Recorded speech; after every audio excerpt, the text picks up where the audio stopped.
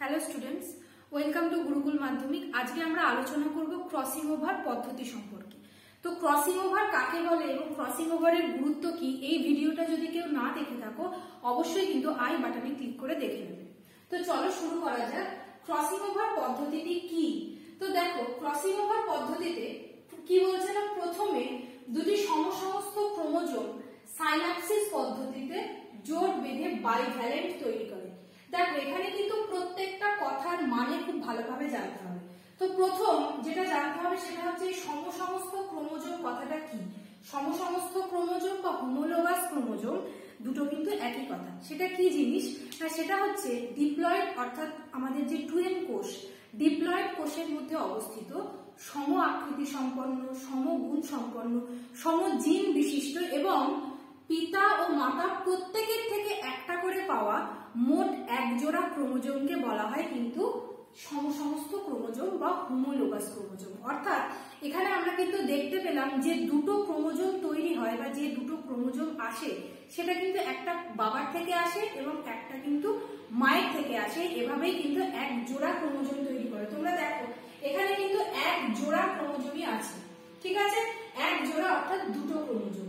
তো সেই জিনিসটাকে বলা হয় কিনা সমসমস্ত ক্রোমোজোম বা হোমোলোগাস ক্রোমোজোম। এদের কিন্তু আকৃতিগত দিক থেকে, সজ্জাগত দিক থেকে সব কিন্তু একই রকম। এরপর জানতে হবে সাইন্যাপসিস পদ্ধতি কি। দেখো, এই কথাগুলো কিন্তু আমি যখন মিওসিসের ভিডিও করেছিলাম তখন কিন্তু ডিটেলস বলেছিলাম। তো অবশ্যই তোমরা মিওসিস কি বা মিওসিস কাকে বলে সেটা দেখে নেবে, কিন্তু এখন আমি একবার বলে দিচ্ছি। দেখো যে সাইন্যাপসিস পদ্ধতিটা কি না, সাইন্যাপসিস পদ্ধতি হচ্ছে এই যে হোমোলোগাস ক্রোমোজোম গুলো ধরো এরকম ছিল, দুটো যখন কাছাকাছি আসতে শুরু করছে, ভালোভাবে দেখো, হোমোলোগাস ক্রোমোজোম ধরো এটা একটা ক্রোমোজোম, এটা একটা ক্রোমোজোম, অর্থাৎ হোমোলোগাস ক্রোমোজোম দুটো, আমরা জানলাম যে একজোড়া ক্রোমোজোম। তো এরা যখন কাছাকাছি আসতে শুরু করছে, যে জোড় বা যেটা তৈরি হচ্ছে সেটাই হচ্ছে কিন্তু সাইন্যাপসিস পদ্ধতি। এবং এদের মাঝে যে জায়গাটা থাকছে সেই জায়গাটাকে বলা হচ্ছে সাইন্যাপটোনিমাল কমপ্লেক্স। যেই সাইন্যাপটোনিমাল কমপ্লেক্সের জন্যই কিন্তু সাইন্যাপসিস পদ্ধতিটা হচ্ছে। অর্থাৎ কি না, একে অপরের সাথে সংযুক্ত হতে শুরু করছে, সেই জিনিসটাকেই বলা হচ্ছে কিন্তু সাইন্যাপসিস। এরপর বলছে সাইন্যাপসিস পদ্ধতিতে জোট বেঁধে বাইভ্যালেন্ট তৈরি করে। তো দেখো, বাইভ্যালেন্ট বলতে কি না, বাইভ্যালেন্ট বা টেট্রাড কথা দুটো কিন্তু একই, অর্থাৎ যে জোড়া যেটা তৈরি করছে। সাইন্যাপসিস পদ্ধতিতে হোমোলোগাস ক্রোমোজোম গুলোর যে জোড় তৈরি হচ্ছে, জোড় অর্থাৎ দুটো, এটা যেন মাথায় থাকে, যে জোড় তৈরি হচ্ছে সেটাকেই বলা হচ্ছে বাইভ্যালেন্ট। বাই অর্থাৎ দুটো, দেখো এখানে কিন্তু দুটো ক্রোমোজোম আছে। এবং টেট্রাড, টেট্রাড মানে কি চারটে, অর্থাৎ ক্রোমাটিড। দেখো এখানে একটা বাহু, এখানে একটা বাহু, এটা একটা বাহু, এটা একটা বাহু, টোটাল কিন্তু চারটে বাহু অর্থাৎ চারটে ক্রোমাটিড। এটাকেই কিন্তু বলা হচ্ছে টেট্রাড। অর্থাৎ বাইভ্যালেন্ট বা টেট্রাড এটা কিন্তু একই জিনিস। বাইভ্যালেন্ট অর্থাৎ যে জোড় তৈরি হচ্ছে ক্রোমোজোমের সেটা, এবং টেট্রাড অর্থাৎ যে চারটে ক্রোমাটিড সেটা। তো আশা করি প্রথম লাইনটা বুঝতে পেরেছো। তো চলো পরেরটা কি বলছে দেখি। পরেরটা দেখো, টেট্রাড কি বলছে না, প্রত্যেকটা ক্রোমোজোমে দুটি করে ক্রোমাটিড থাকায় মোট চারটি ক্রোমাটিড নিয়ে টেট্রাড তৈরি হয়। আমি অলরেডি প্রথম লাইনেই এই জিনিসটা কিন্তু বলে দিয়েছি। তো প্রত্যেকটা ক্রোমোজোমে দেখো কটা করে ক্রোমাটিড আছে, একটা ক্রোমাটিড, এটা একটা ক্রোমাটিড। তো প্রত্যেকটা ক্রোমোজোমে কিন্তু দুটো করে ক্রোমাটিড থাকে এবং আমরা দেখলাম যে একটা কমপ্লেক্সের মধ্যে দুটো করে ক্রোমোজোম থাকে, অর্থাৎ চারটে ক্রোমাটিড কিন্তু তৈরি হয়। অর্থাৎ আমরা দেখলাম বাইভ্যালেন্ট কি না, সাইন্যাপসিসের পর যে জোড়টা তৈরি হচ্ছে বাইভ্যালেন্ট, তাকেই বলা হচ্ছে কি না বাইভ্যালেন্ট বা টেট্রাড। এই যে এখানে আমরা দেখলাম দুটো করে ক্রোমাটিড থাকা এবং চারটে ক্রোমাটিড নিয়ে টেট্রাড গঠিত হচ্ছে। তোমরা অবশ্যই কিন্তু যেটা লেখা আছে সেটা খুব ভালোভাবে বোঝো, আগে বোঝো, প্লাস তার সাথে ছবিটা খুব ভালোভাবে দেখো। এবং তোমাদের যাদের নোটের প্রয়োজন আছে তারা কিন্তু এই নোটটির যে লিংক সেটি কিন্তু ভিডিও ডেসক্রিপশনে দেওয়া আছে, কিন্তু এটি কিন্তু পাসওয়ার্ড প্রোটেক্টেড। তোমরা অবশ্যই খুব ভালোভাবে দেখো, দেখতে দেখতে আমি মাঝখানে যে কোনো জায়গায় তোমাদের পাসওয়ার্ডটা বলে দেবো, তোমরা দেখে নিও। চলো তারপর শুরু করি। কি বলছে না, টেট্রাডের যে কোনো দুটি নন সিস্টার ক্রোমাটিড দুটি পরস্পরের সঙ্গে যুক্ত হয়ে এক্স আকৃতির কায়াজমা গঠন করে। তো এরপর কি বলছে দেখা যাক। দেখো, টেট্রাড আমরা দেখলাম, বাইভ্যালেন্ট আমরা দেখলাম, সাইন্যাপসিস আমরা দেখলাম, সমস্ত ক্রোমোজোম বা হোমোলোগাস ক্রোমোজোম কি সেটাও আমরা দেখলাম। এরপর কি বলছে না, এই যে টেট্রাড, এই টেট্রাডের যে কোনো দুটি নন সিস্টার ক্রোমাটিড, তো নন সিস্টার ক্রোমাটিড হচ্ছে এর সাপেক্ষে এটা হচ্ছে নন সিস্টার ক্রোমাটিড, এবং সিস্টার ক্রোমাটিড হচ্ছে এরা হচ্ছে দুজন সিস্টার ক্রোমাটিড, এর সাপেক্ষে এটা হচ্ছে নন সিস্টার ক্রোমাটিড। আর তোমরা অবশ্যই এতদিনে জেনেই গেছো যে নন সিস্টার ক্রোমাটিড দ্বয়ের মধ্যেই কিন্তু ক্রসিং ওভার ঘটে।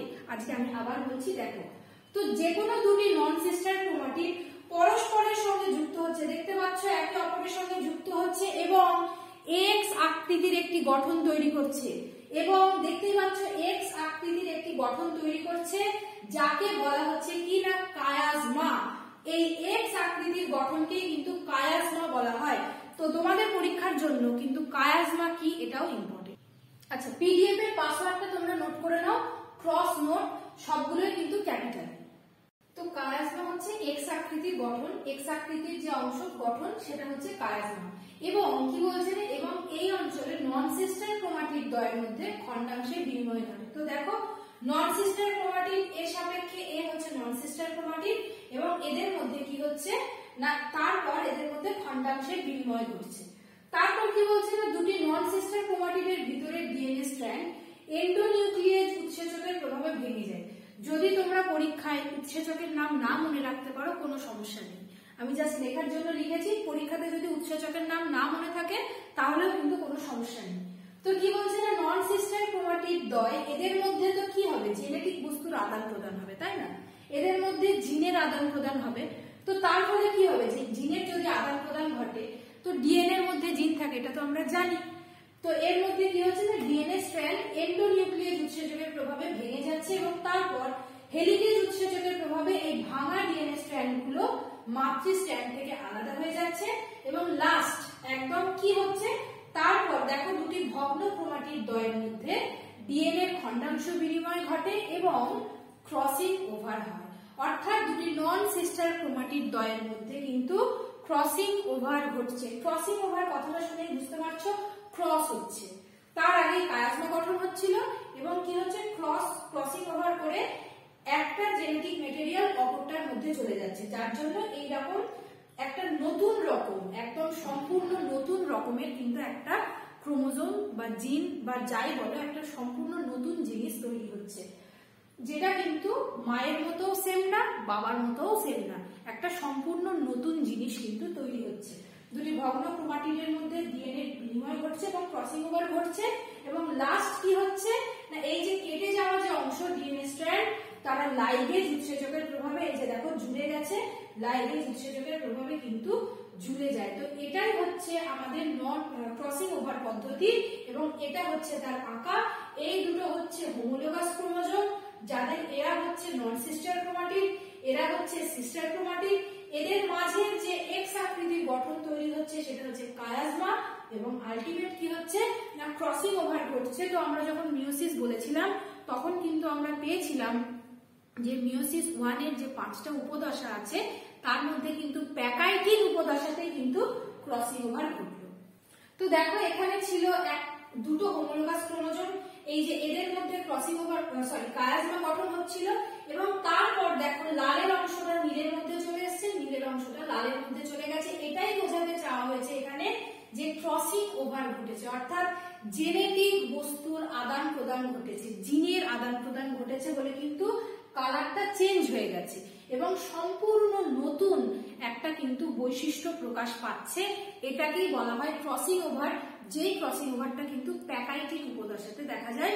তোমরা অবশ্যই ভালো করে দেখে নাও, যদি কোথাও বুঝতে সমস্যা থাকে অবশ্যই কিন্তু কমেন্ট করে জানাবে। দেখা হচ্ছে পরের ক্লাসে।